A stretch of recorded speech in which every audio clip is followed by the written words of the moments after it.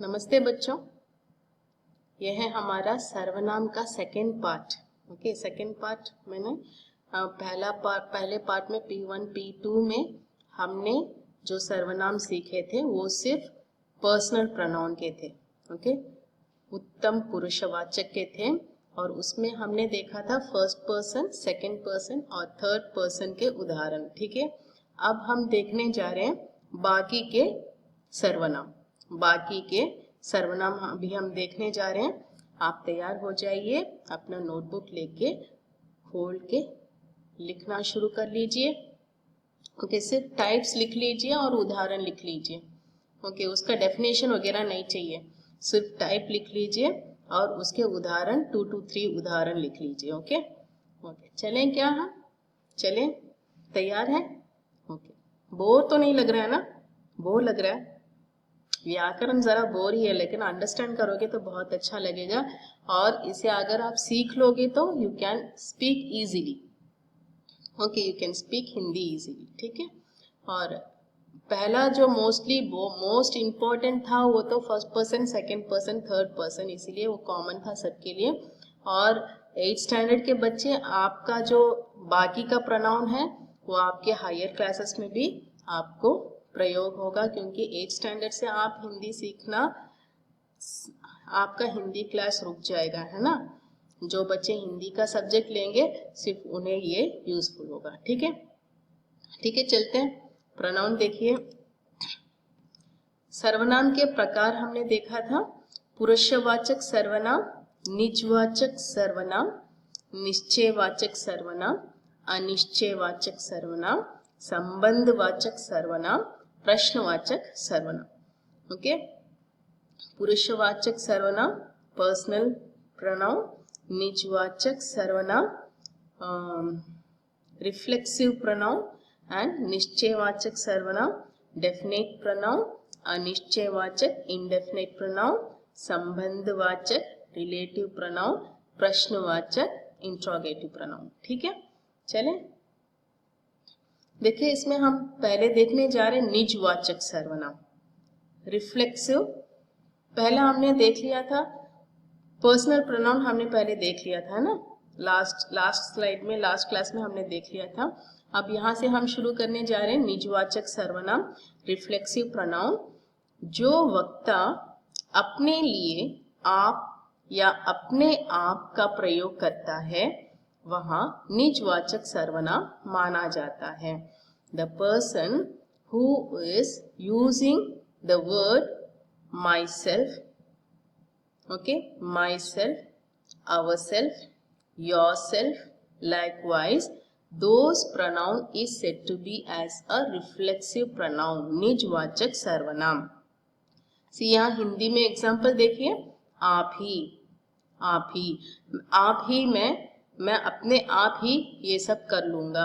I will do all this myself, अपने आप, मैं अपने आप संभाल लूंगा। I can take care of myself, मैं खुद चला जाऊंगा। I can go myself, स्वयं, मैं स्वयं घर जा सकता हूँ। I can go alone to my house.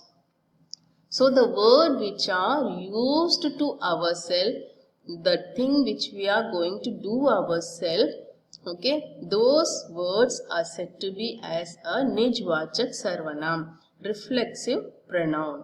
ठीक है, एग्जाम्पल देखिए, इसका समझ में आ रहा है ये आपको?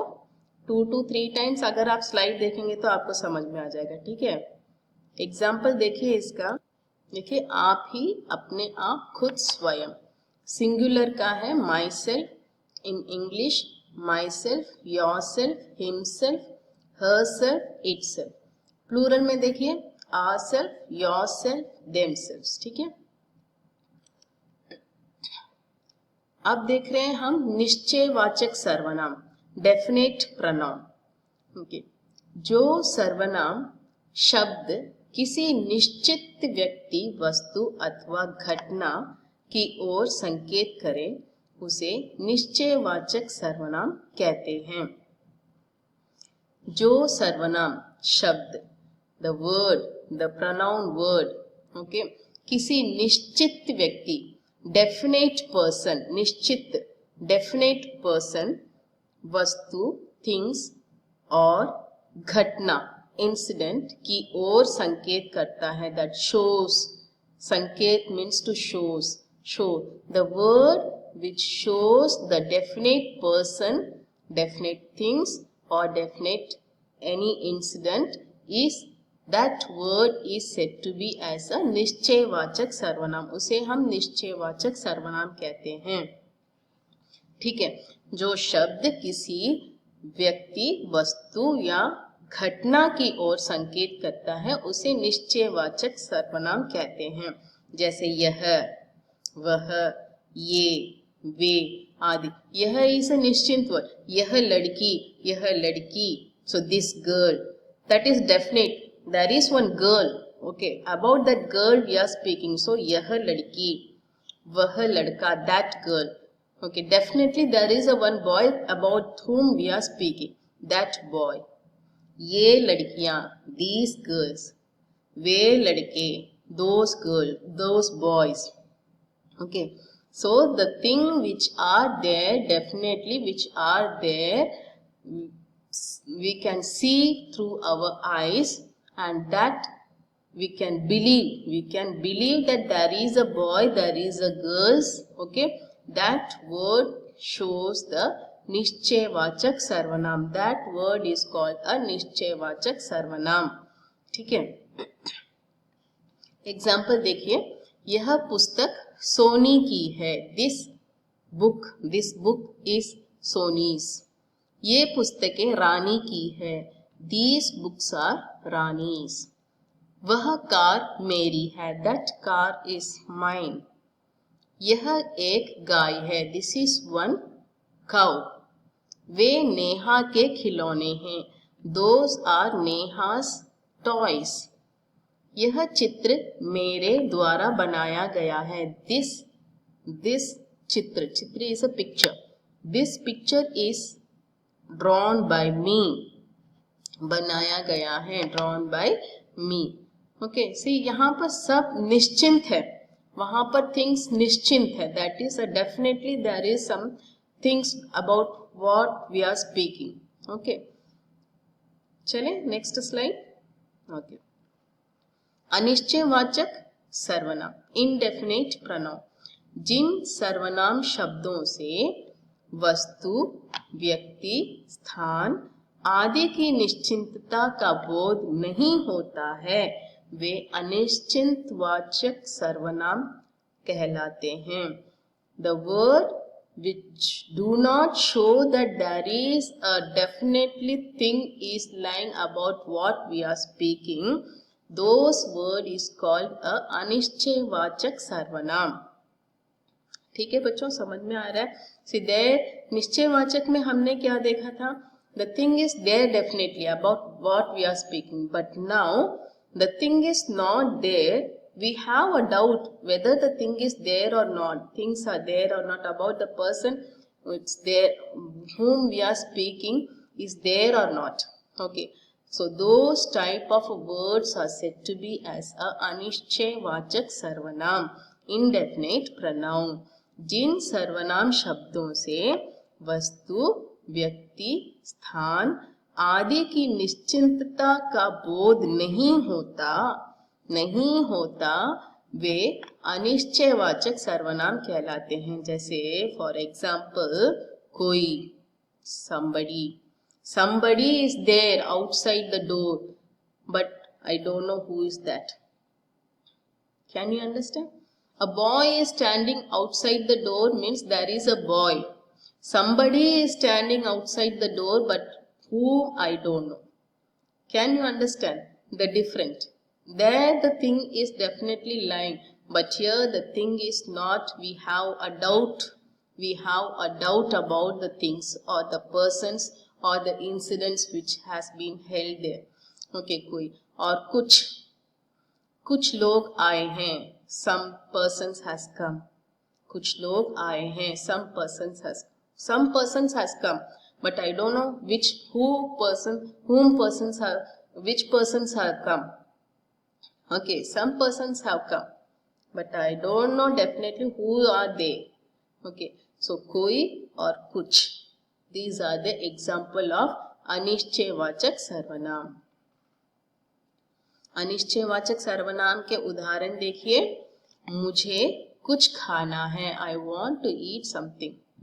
I want to eat something, but I don't know to what to eat. Okay. मेरे खाने में कुछ गिर गया. Something fall down on my food.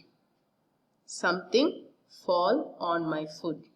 कोई आ रहा है. Somebody is coming. मुझे कोई नजर नहीं नजर आ रहा है. I can see somebody. I can see somebody, but I don't know definitely who is that. मुझे किसी की आवाज सुनाई दे रही है.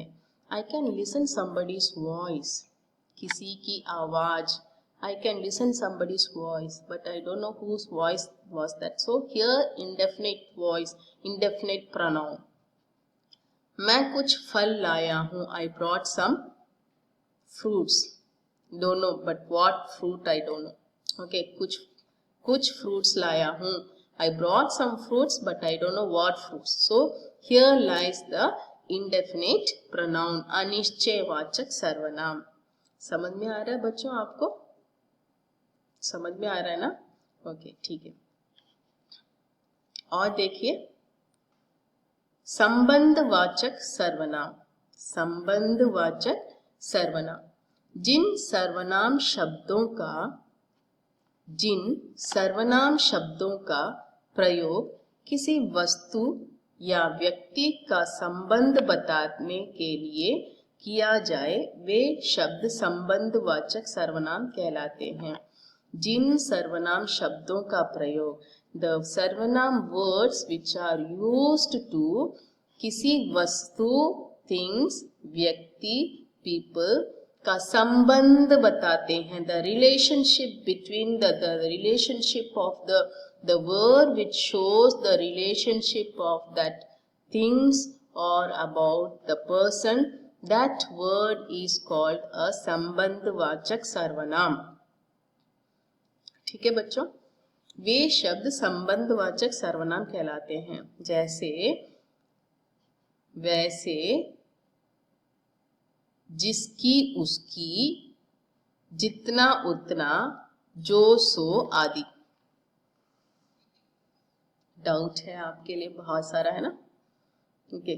The word which merges, the word which gives the relationship between the word, that is the persons or the things, is called a sambandhvachak sarvanam.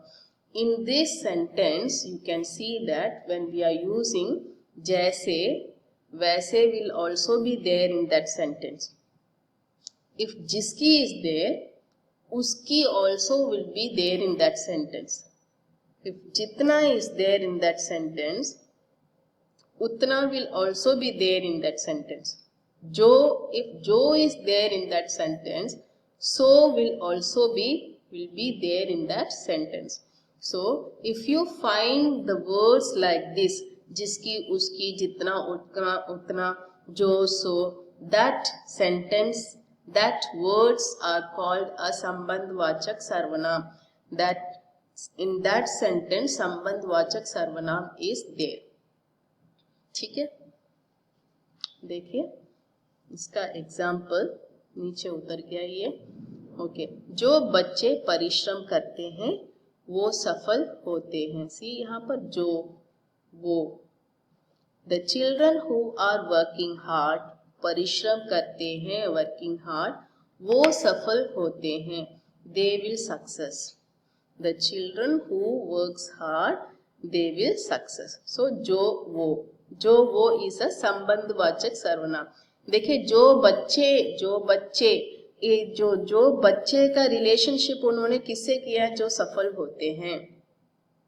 जो बच्चे परिश्रम करते हैं, the children who are working hard is related with that sentence. वो सफल होते हैं.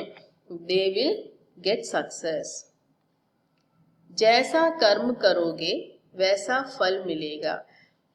जैसा कर्म करोगे, how you will do the work. Karma means the things which we are doing. the good thing or the bad things, the good thought or the bad thought,